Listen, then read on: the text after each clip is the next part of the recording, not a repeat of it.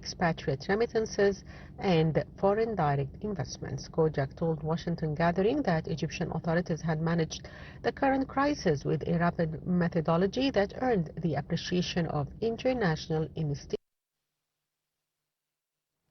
And to shed more light on the issue, we are very much delighted to be joined over the phone by Dr. Ayman Ghoneim, Professor of Economics. Thank you so much, Dr. Ghoneim, for joining us. You're most welcome, madam. Doctor, Egypt is securing new supplies of gas.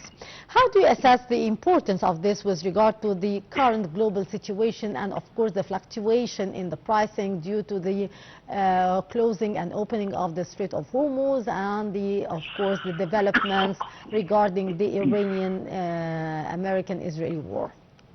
Well, actually, the energy security is of paramount importance in today's world.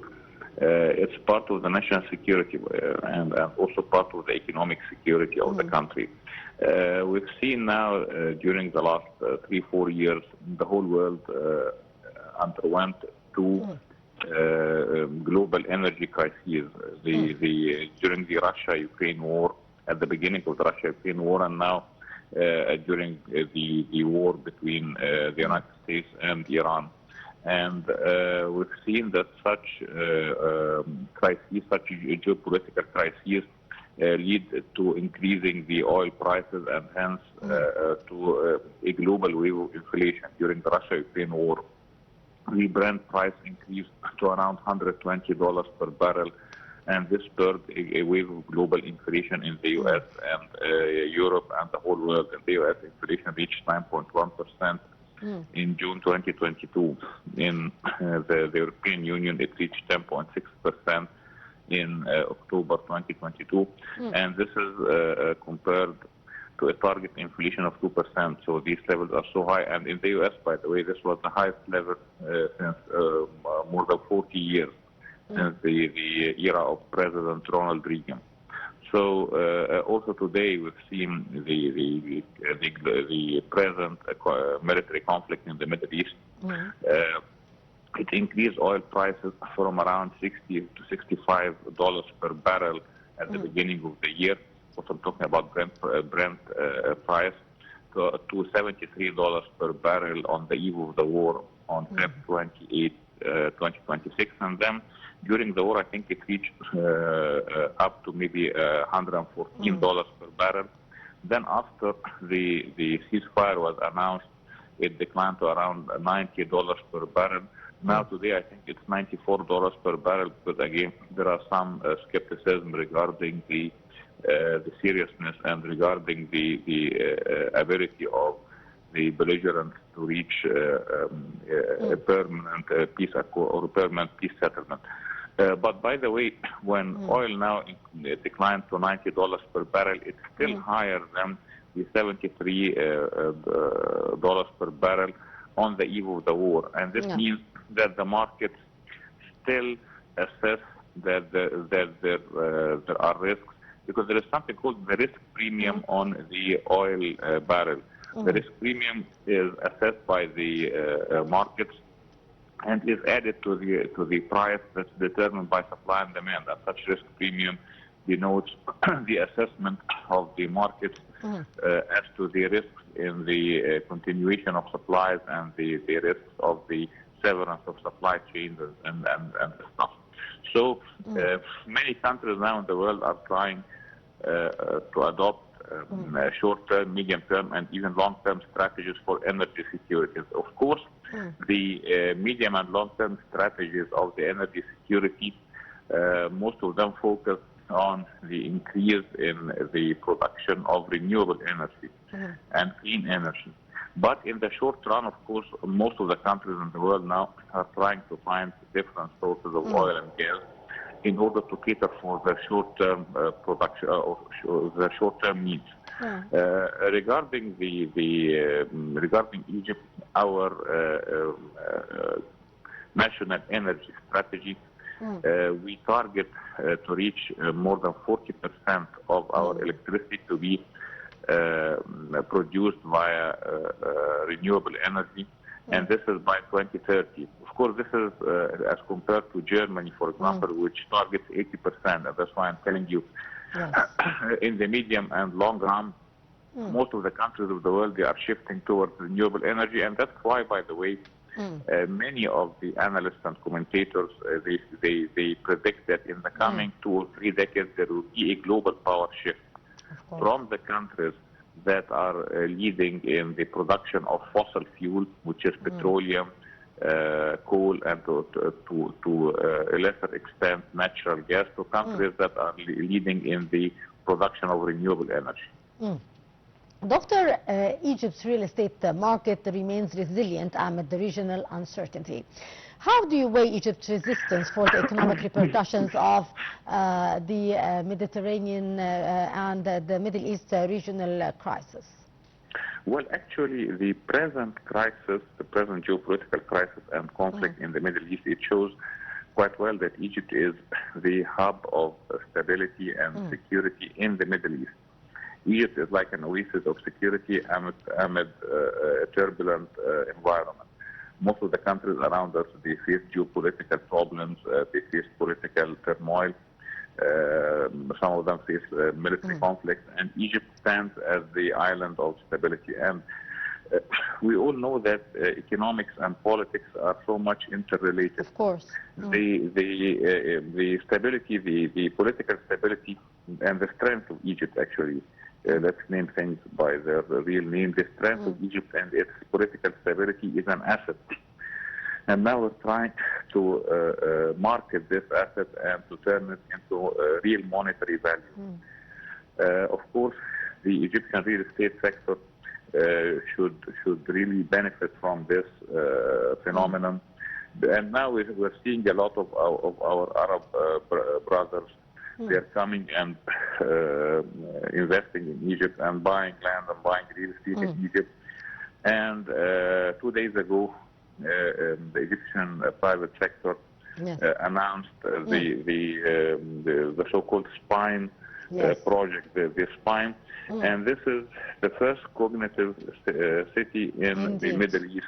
And cognitive means, before we used to have so-called smart cities, fourth generation smart cities, and the term fourth generation, because Egypt has a long history in the development of new cities, starting from the first generation cities in the 1970s and early 80s, 10th of Ramadan and 6th of October, then second and third generation cities, and the fourth generation cities like the new administrative capital and Al Alamein city.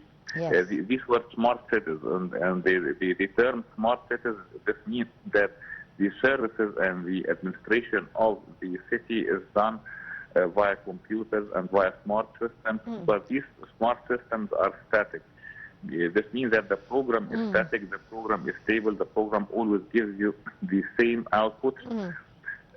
Now we're going into the fifth generation cities, which are cognitive cities. Cognitive cities, it uses the artificial intelligence. Of course, most of us who deal, for example, with ChatGPT, after some time you find that the program starts knowing you, starts understanding your preferences, and starts predicting what you need and giving it to you. This is exactly what will happen in the new city. It will be administered by a central computer, a central mind that operates by artificial intelligence, and it will be able to predict or to gather different information using the so-called machine learning. It will learn the needs and requirements and problems. It will predict them, and it will be able to solve them. And it's important that now we announce the start or the commencement of such projects, because we are giving a message to the whole world that we are adamant in our path of peace and construction, and that really Egypt now, as I told you, is the hub of stability and security and investment in the Middle East. Indeed.